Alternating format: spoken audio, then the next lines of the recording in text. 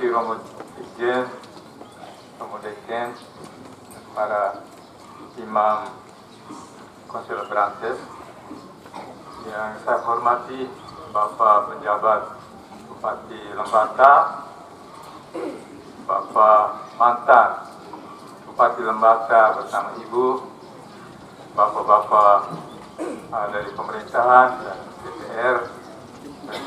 Hari ini kita bergembira dan bersyukur karena boleh merayakan 100 tahun kehadiran SPD di Lembata. Seharusnya dirayakan 2 tahun lalu pada 25 September 2020. Tetapi karena COVID-19 terpaksa ditunda ke tahun ini. Meskipun terlambat, kita tetap merayakannya karena peristiwa tibanya Pater Bode, Bernard Bode SPD di Lamalera pada 25 September 1920 merupakan suatu tonggak sejarah yang penting. Sebelum Pater Bode, para misionaris Yesuit datang mengunjungi umat di Lamalera dan sekitarnya rata-rata 2 kali setahun. Tapi ada beberapa tahun tidak ada satupun dari misionaris Yesuit yang datang mengunjungi umat di Lamalera dan sekitarnya. Pastor Yesuit yang paling lama berkarya di Lamalera dalam arti kunjungan lebih sering selama 13 tahun adalah Pater Huberes SY. Pastor ini sangat dicintai umat Lamalera. Karena itu pada waktu dia berpisah dengan mereka, suasananya sangat sedih. Mereka menangis sambil mengantar Pater Huberes ke pantai untuk berangkat seterusnya. Meskipun hubungan Pater Huberes SY begitu akrab dengan umat Lamalera dan sekitarnya, dia tidak menetap di Lembata. Dia pulang pergi Larantuka, Lamalera. Misionaris pertama yang menetap adalah Pater Bernard Bode SPD. Tanggal 25 September 1920. Dia dijemput oleh umat Lamalera dari Larantuka dengan beberapa peledan dan tiba di Lamalera bersama para tukang dengan bahan-bahan bangunan. Sehingga ketika dia tiba langsung membangun gereja sementara dan pastoral. Dengan tinggal tetap di Lembata, maka perkembangan misi bisa lebih cepat karena beberapa alasan. Pertama, Pater Bode bisa cepat belajar bahasa Lamalera dan menerjemahkan doa-doa, berkhotbah, dan mengajar agama dalam bahasa Lamalera. Katanya hanya sebulan dia sudah bisa berani berkhotbah dalam bahasa Lamalera. Luar biasa. Sehingga umat mudah mengerti dan menerima ajaran agama Katolik. Upacara-upacara adat diinkulturasikan. Alasan kedua, perkembangan misi menjadi lebih cepat dengan tinggalnya Pater Bode di Lamalera, yaitu pertambahan tenaga imam dan bruder.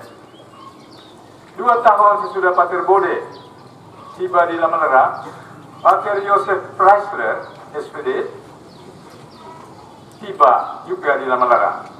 Dan setelah dibimbing oleh Pater Bode, dia ditugaskan untuk membuka stasi Levoleba yang sekarang kita kenal dengan paroki Santa Maria Baneul. dan dialah yang memulai paroki Loboleba yang wilayahnya sangat luas. Sesudah itu, dalam tahun 20-an, 4 misionaris datang. Seterusnya, tahun 30-an, 40-an, dan seterusnya. Sampai yang terakhir, Pater Nikos Traon yang sekarang hadir di tengah-tengah kita. Sudah tepuk tangan.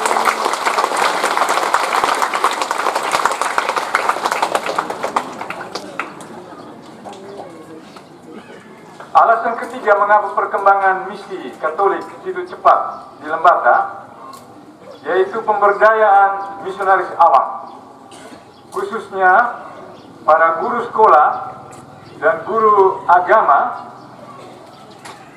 Para guru sekolah pagi hari mengajar berbagai ilmu pengetahuan, tapi di malam hari mereka mengajar agama untuk orang dewasa.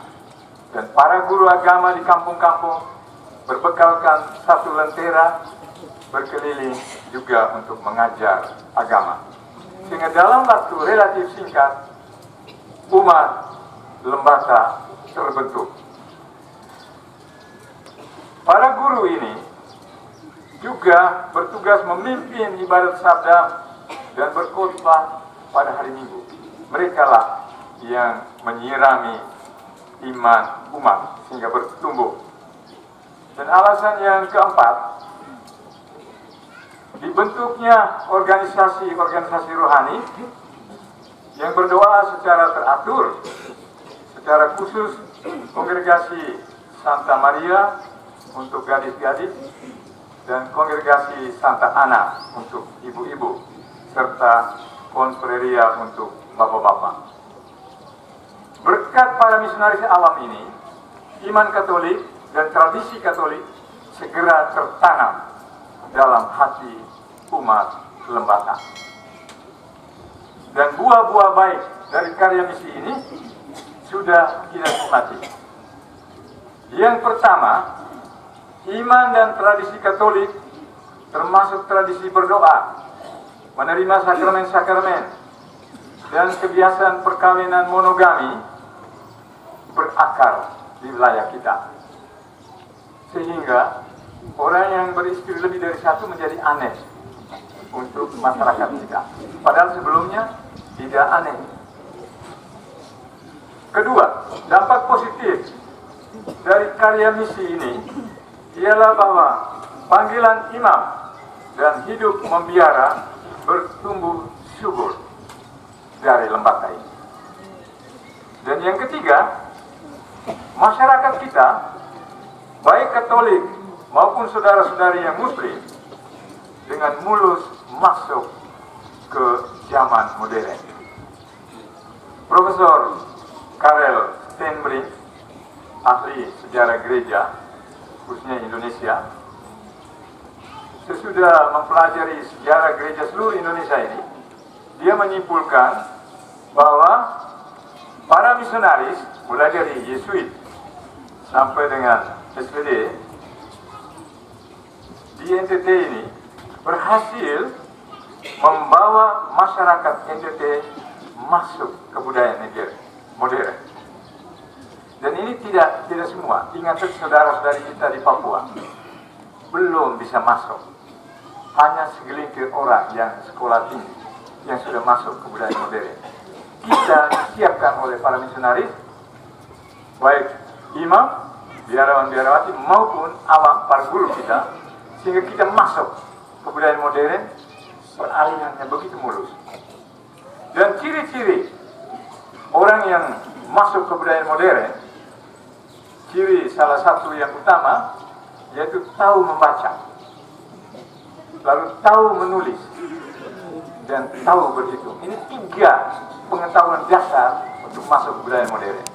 Dengan tahu membaca, kita bisa memperluas ilmu pengetahuan di bidang apa saja. Dengan tahu menulis, kita dilatih untuk meneliti, merekam hasil penelitian, kita menghasilkan sesuatu tulisan berdasarkan hasil penelitian. Dengan tahu berhitung, kita menghitung tidak lagi batas bahasa daerah yang hanya mungkin 1.000 atau berapa. Tapi kita bisa hitung sampai triliun, biliun, miliar. Dan dengan itu perdagangan bisa terbuka.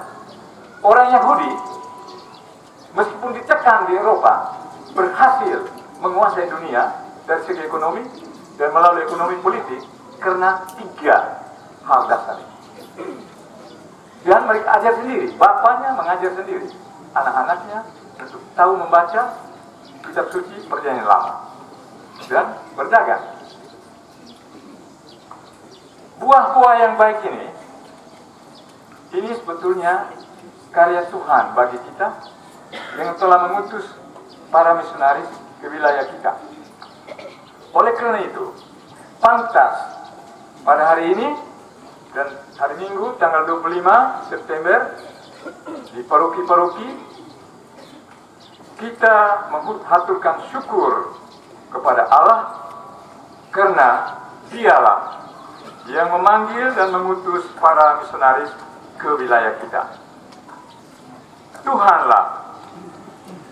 Yesus Kristus yang menderita, wafat dan bangkit, Dialah kekuatan dan model bagi para misionaris sehingga mereka mampu berkorban dan tekun bertahan di wilayah misi yang sangat sulit di Lembata ini puluhan ratusan tahun lalu. Sekarang lain sekali, kita ke Lerek 2 jam saja, itu belum hotmix seluruhnya. Kalau sudah hotmix seluruhnya itu lebih pendek lagi. Tapi beda masa Pater Bode, masa Pater Niko waktu dia masih aktif, harus berkuda. Pater Niko berkuda pertama untuk ke Lerek, harus tidur di Lite, karena sepanjang jalan hujan lebat. Dia bersama Pater Lores Hambang, dan tiba di Kalikasa hari berikutnya, baru lanjutkan ke Lerek. Itu gambaran bayangan kita tentang kesulitan medan misi pada zaman misionaris awal. Terima kasih kepada para misionaris yang mendahului SPD di wilayah Nusa Tenggara, yaitu para pastor Dominikan dari Portugal yang sudah datang pada abad 16. Sudah ada yang coba-coba masuk Lembata, tapi mereka dibunuh, bukan di Lembata. Orang Lembata itu ramah terhadap misionaris, teman Dominikan, dibunuh di luar Lembata, tapi ditangkap di Lamalera. Para pastor Yesuit yang merintis misi di Lembata, bahkan mereka lah yang memulai sekolah pertama di Lamalera pada tahun 1913 dan sekolah berikutnya pada tahun 1915. Baru Pater Bode dan SPD membuka sekolah-sekolah dasar di pelosok-pelosok di pedalaman-pedalaman Lembata, sehingga dalam waktu singkat masyarakat kita menjadi masyarakat yang tahu literasi baca dan tulis. Untuk kelemahan kami yang membuat kami tidak setingkat dengan para misionaris awal perintis yang sungguh berkorban untuk umatnya. Saya yakin darah martir merah dari Pater Konrad Dekker dan pengorbanan para martir putih seperti Pater Bode, Pater Friesland, Pater Dupont, Pater Van der Leur, Pater Heus, dan semua misionaris perintis menyuburkan iman umat dan panggilan menjadi misionaris, baik sebagai imam, biarawan-biarawati, maupun sebagai awam yang militan di bumi Lembata ini. Sekian dan terima kasih.